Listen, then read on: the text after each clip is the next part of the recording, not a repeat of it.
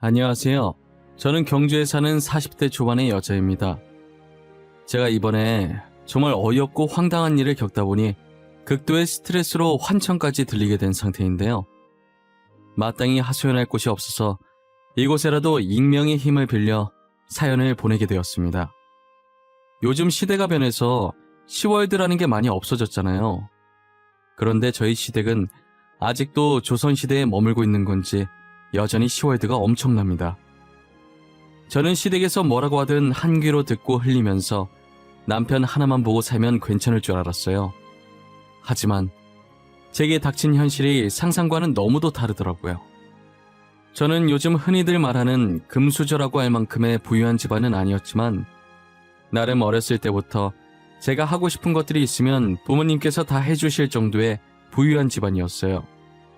하지만 제 남편은 가족들이 전세의 조그만 집에 살고 있는 조금 가난한 편에 속하는 집안이었어요. 이렇듯 저희 집안의 빈부격차가 크다 보니 결혼도 순탄치만은 않았죠.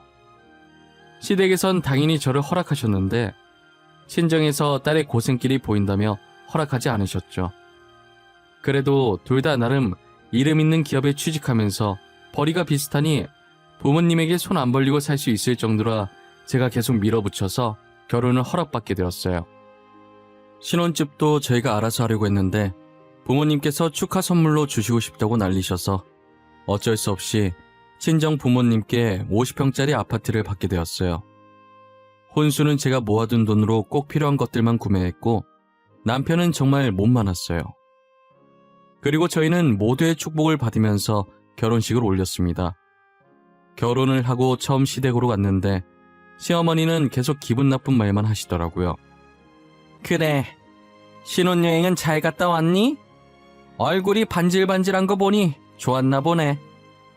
어디서 이런 부잣집 딸을 데리고 왔는지 능력이 참 대단해. 도대체 또 뭐가 불만이라 이렇게 비꼬시는 거예요? 그냥 대놓고 말씀을 하세요. 사람 면전에 대고 무안 주지 마시고요. 너네는 여행 갔다 와서 빈손으로 왔니? 선물 없어? 보통 선물을 사들고 오는 게 예의 아닌가? 그런 건 안 가르쳐줬나 봐. 죄송해요, 어머님. 저희도 여행 도중에 돈을 잃어버리는 바람에 경황이 없어서 사지 못했어요. 다음에 또 여행 가면 그땐 꼭 어머님이랑 아가씨 선물까지 사올게요. 도대체가 얼마나 덤벙거리며 돈을 잃어버려. 여자가 꼼꼼해야 집안 살림도 잘하지. 그렇게 덤벙거려서 되겠어? 그래서 뭐 하나 제대로 하는 게 있겠냔 말이야. 이 사람이 잃어버린 게 아니라 제가 잃어버렸어요.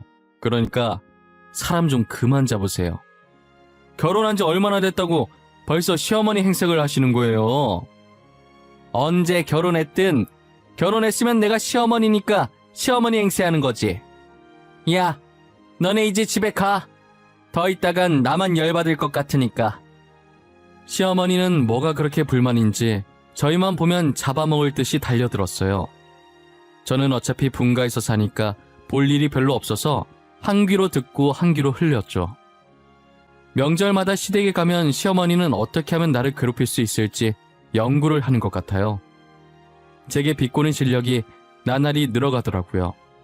그만큼 저도 흘려듣는 기술이 날로 늘어갔죠. 시어머니께서 잔소리하실 때마다 아예 딴 생각을 하고 듣지도 않고 있어요. 제가 보통 내기가 아니라는 걸 아셨는지 제 풀에 죽어 잔소리가 많이 줄었더라고요. 자신이 무슨 말을 해도 제가 무시할 걸 아니까 음식하고 있는 제 옆에 와서 한번 둘러보고는 한숨만 쉬고 나가십니다. 그런데 무슨 바람이 불었는지 시어머니께서 저를 살갑게 대하시는 거예요. 저는 한순간에 다른 사람으로 바뀐 시어머니께 의구심이 들기 시작했어요. 역시 시어머니 머릿속에는 다른 꿍꿍이가 있었더라고요. 저희 집안이 부유한 집안인 걸 아니까 그걸 이용하려고 제게 살갑게 구셨어요. 그래 아가. 요즘 잘 지내고 있니? 별일은 없고? 어떻게 지내나 궁금해서 연락했어. 별일은 없는데 어머니께서 어쩐 일로 전화를 다 주셨어요? 저한테 전화하신 적 잘 없으시잖아요. 그냥 해봤어. 아가, 혹시 너 가진 돈 좀 있니? 너 모아둔 돈이 좀 있는 걸로 아는데 말이야. 돈이요? 돈이야 뭐 월급 받으면 항상 모으고 있긴 한데 왜요? 어머님이 갑자기 왜 제 돈 얘기를 하세요? 아니 그게 네 신우 이번에 결혼한다고 했잖아. 혹시 며느리 네가 우리 딸 결혼 자금 좀 보태줄 수 있나 해서. 제가 아가씨 결혼 자금을 왜 보태요? 제가 결혼하는 것도 아닌데. 아가씨는 모아둔 돈도 없이 결혼하려고 하는 거예요? 저는 아가씨 결혼 자금 보탤 돈 없어요. 가족끼리 돕고 살아야지. 그렇게 매정하게 굴지 말고 좀 도와줘. 정 돈이 없으면 너네 부모님한테라도 부탁해서 돈 좀 구해보면 안 되겠니? 죄송한데 제가 결혼하면서 부모님께 손 안 벌리기로 했어요. 다른 분들한테 빌리셔야겠네요. 야, 너는 시애미가 고개 숙이고 들어가면 고민하는 척이라도 하면 덧나냐? 지금 너 잘 산다고 사람을 이렇게 무시해도 돼? 어? 시어머니께서 어쩐 일로 사근사근하나 했더니 저보고 신우 결혼 자금을 좀 보태달라고 하더라고요. 아무리 부탁해봐도 제가 단칼에 거절하자 본성을 드러내시더라고요. 그 뒤로도 몇 번이나 결혼 자금 보태달라고 연락 왔었는데 그럴 때마다 제가 거절을 하니 드디어 포기하셨는지 한동안 연락이 안 오더라고요. 그리고 얼마 뒤 주말 아침부터 누군가 저희 집 배를 누르더라고요. 사람이 나올 때까지 누를 작정인 것 같길래 시끄러워서 잠도 덜 깬 채 부랴부랴 문을 열었어요. 저희 집 배를 누른 사람의 정체는 바로 저희 시어머니였는데요. 근처에 아는 사람 만났다가 지나가는 길에 한번 들렀다. 들어가도 되지? 목이 좀 마른데 차 한 잔만 줄래? 들어오라고 말도 안 했는데 그렇게 막무가내로 들어오시면 어떡해요. 아침부터 싸울 일 없으니까 차만 드시고 얼른 가세요.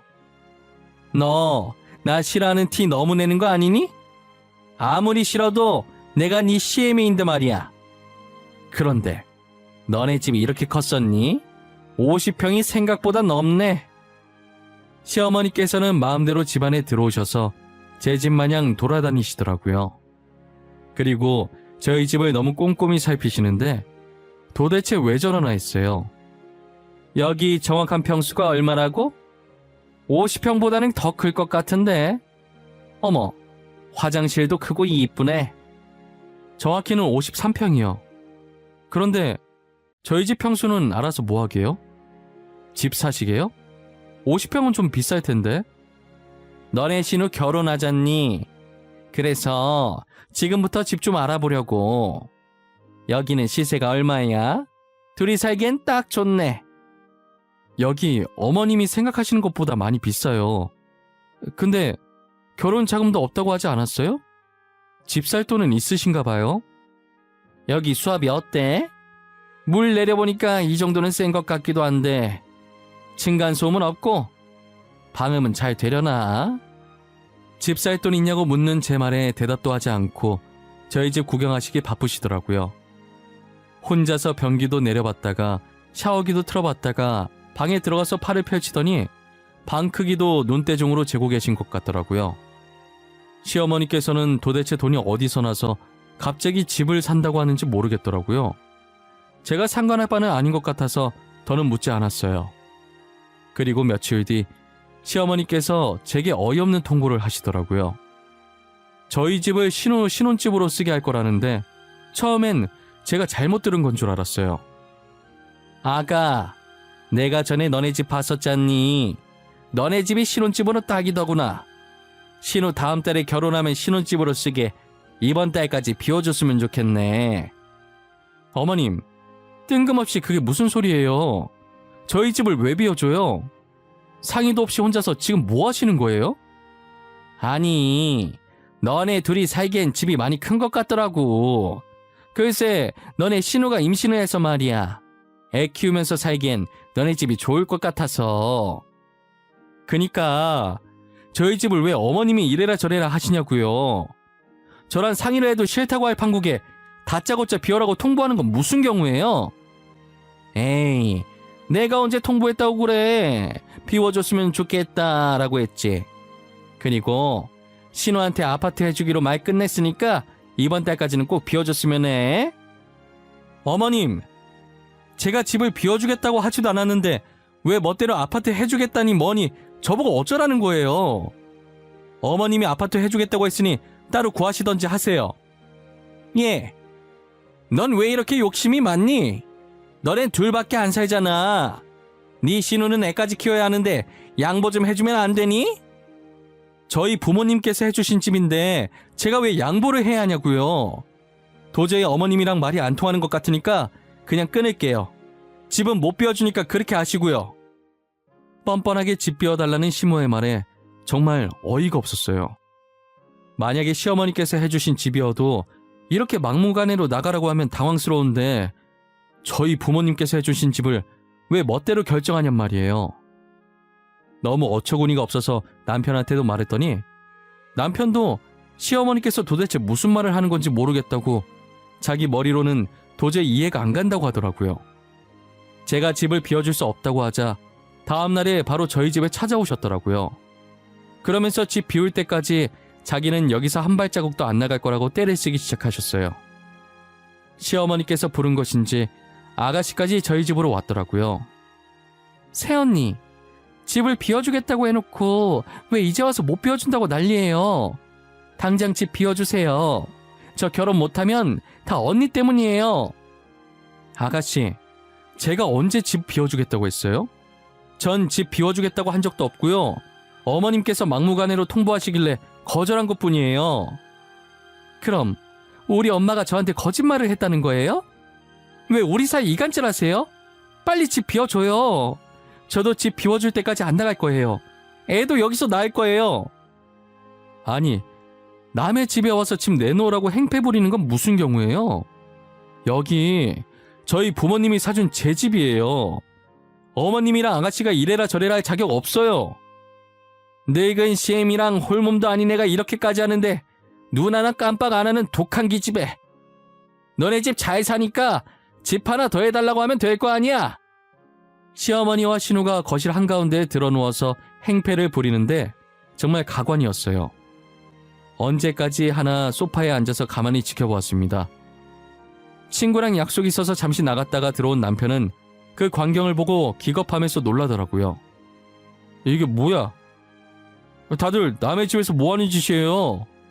왜 여기서 난리를 피우세요? 당장 저희 집에서 나가세요. 지금 당장요. 우리가 왜 나가? 한 입으로 두말한 사람이 누군데 우리가 나가냐고. 집을 준다고 했으면 줘야지 왜 말을 바꾸냐고. 아니 아가씨, 제가 언제 집을 준다고 했냐고요.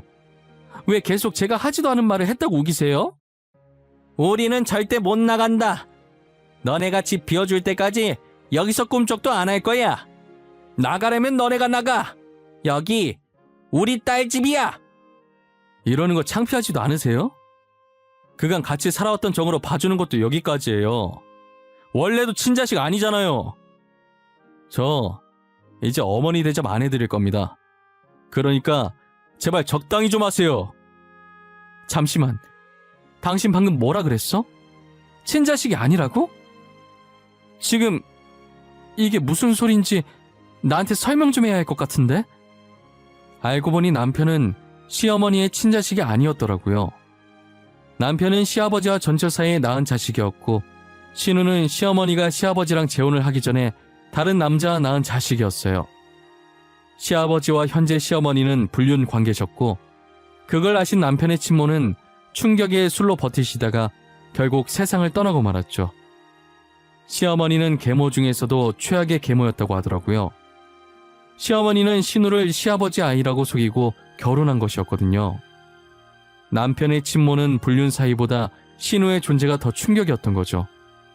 결국 시어머니의 거짓말로 인해 남편의 친모가 돌아가신 거나 마찬가지였어요. 시아버지도 신우가 크면서 자신과 닮은 구석이 없고 혈액형도 다르길래 몰래 유전자 검사를 해서 친자식이 아니라는 사실을 알았어요. 그리고 전처처럼 술로 하루하루를 보내다가 세상을 떠난 것이고요. 한마디로 시어머니 때문에 남편의 가정이 파탄이 난 것입니다. 하지만 시어머니와 살아온 세월이 있어서 계속 어머니 대접을 해줬다고 하더라고요.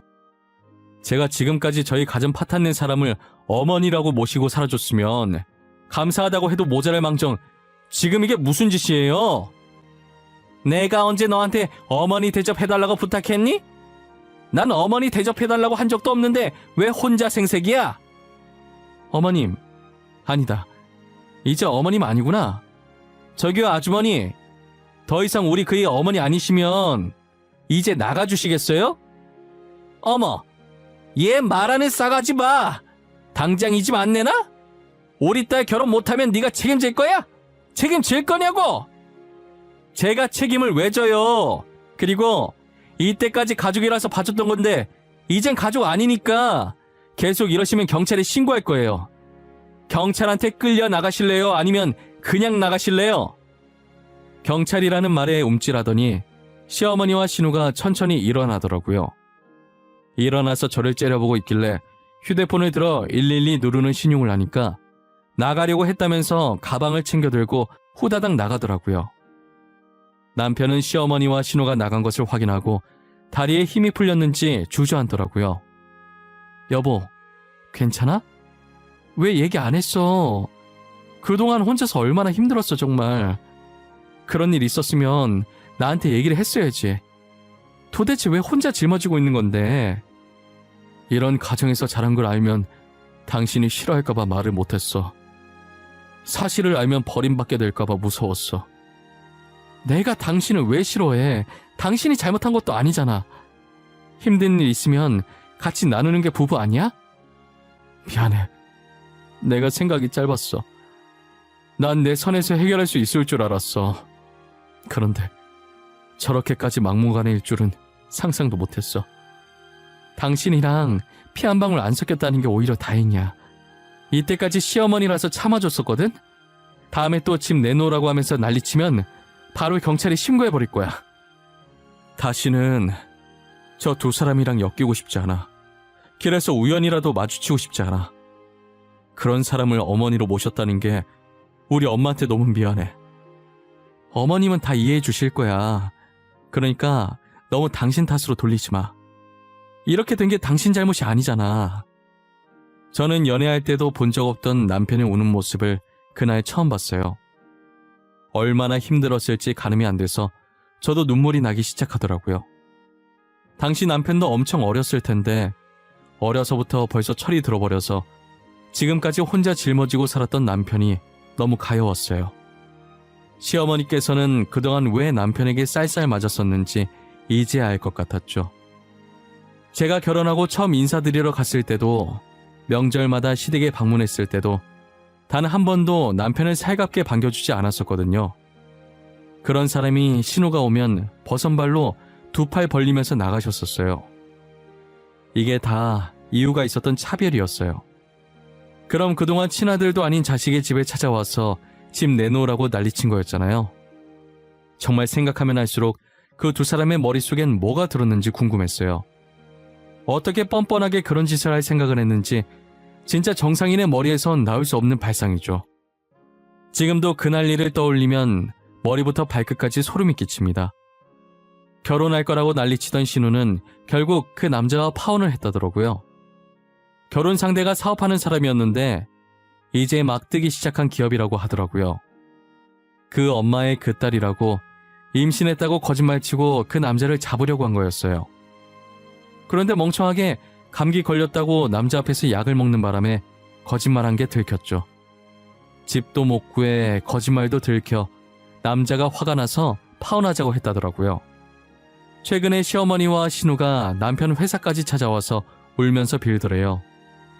전세로 살던 집도 집주인이 갑자기 월세로 돌려버리는 바람에 당장 월세 낼 돈이 없어서 쫓겨날 판국이라면서요.